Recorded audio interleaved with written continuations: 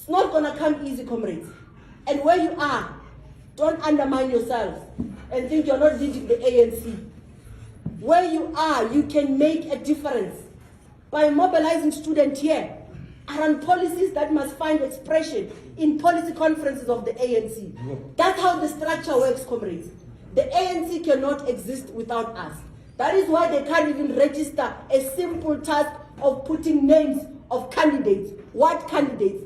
Eldership is failing. The hour of the youth has struck, and we must take up that space.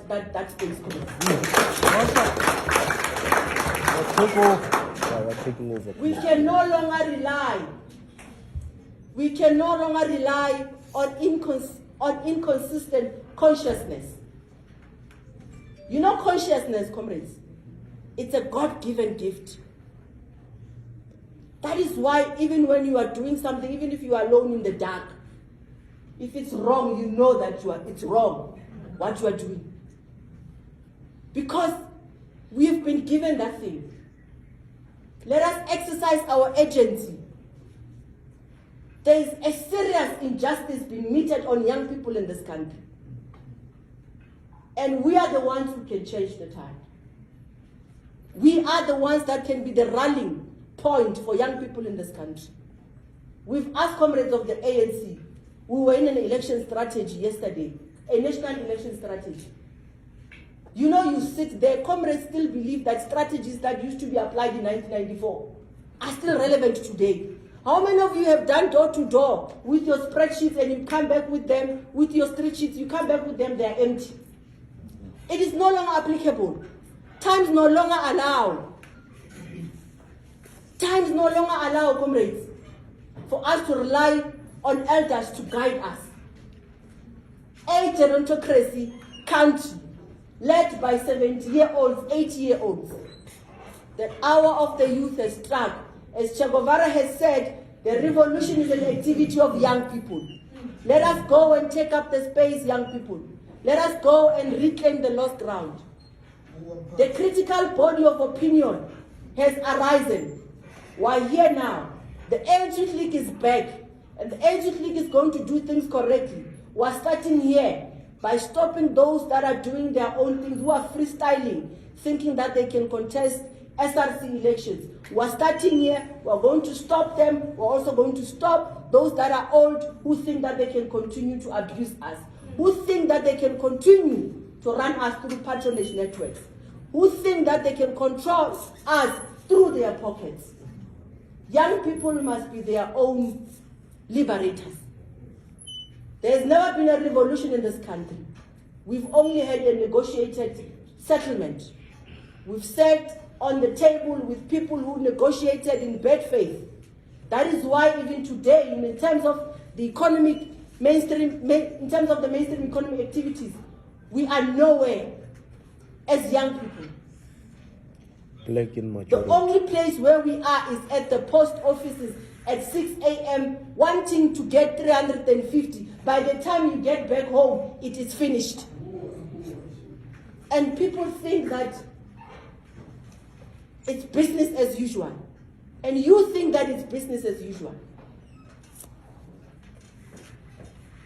The hour of the youth has struck. Let us capitalize on that. Let us be the ones running the campaign on the income basic grant.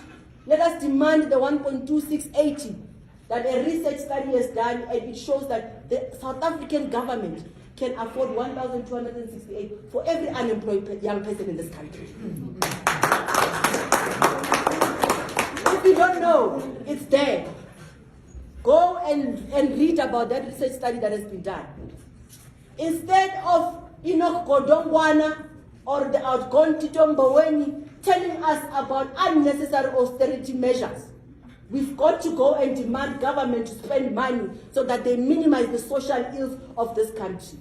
In July, all of us watched in disbelief disheartening scenes from TVs in KZN of looting, of a looting spree.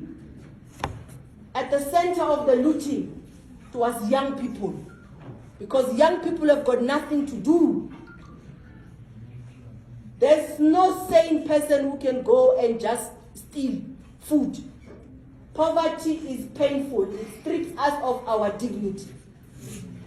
There is no sane person and go and start looting in the full view of the nation. People are forced to do that because they are hungry. It's young people who are looting there. It's young people who are looting there. And it's young people who must change that. We've got to change the status quo, comrades. I'm saying, in my closing, we can no longer afford to be a crop, a caliber of young people who are cowards, who want to complain and complain and complain. Let us act. Let us swell in the branches of the ANC wherever they exist. Let us go and be secretaries and branches. Let us go and run the Mochapalong campaign. And I think we must applaud those young people who have gone out and fought for their space. It did not end there. We went into extended PEC meeting, comrades, and NEC meetings. And we fought for space for young people to take up those spaces and lead. Because we understand our struggles better. And we'll be able to go back and report to our constituency better. But at the time of being cowards, of crying but not doing anything about our cries, it must come to an end, comrades. Frantz Fanon was scientific when he spoke about a generational mission. He spoke about a relative obscurity. He simply means the hindrances that we've got to overcome as young people. The biggest hindrance that we must overcome as young people here is bishops. The biggest hindrance that we must overcome as young people here is 1.5. Because we are prepared to sell a position that we would have agreed on for 1.5. I'm going to leave it there, comrades. SASCO must go and register a decisive victory tomorrow and Thursday, and it does not end there. Let us go and get young people to go and vote. But Comrade Sake, one student, 130 gig, you cannot expect them to go and vote online when they know they do not have data. We know that the ANC is pumping money into the elections campaign. We know that you've been doing well for many years. But this time around, because the material conditions have changed, that money must be given to students to buy data,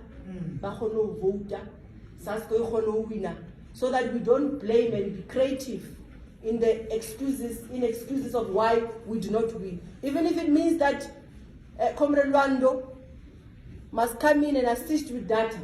Let him do that. Yeah, he's working in the office of but the MEC. Students are unemployed. He's working in the office of the MEC. Yes, of art and culture. Yeah. So there's that set aside budget that we want. Students must be given data so that they can go and hotspot others, because they do that thing very well, we know, and then they can go and rally students to go and vote for SASCO. But most importantly, we must have a round table with the ANC Youth League. We must speak to comrades of the ANC Youth League. They are not our ideological opponents. Those are our comrades. There are no enemy camps in this university. We've got to fix that. In order for us to fix the problems of the millions of young people in this country, we must at least be able to fix our own internal ruptures, our own internal contradictions, because they are not ideological, because they are not fundamental. Thank you very much, comrades. Let's go, Motu Motong, young person to the other. Let's go and rally behind the banner of SASCO as we continue to celebrate its 30th anniversary and say, Amandla!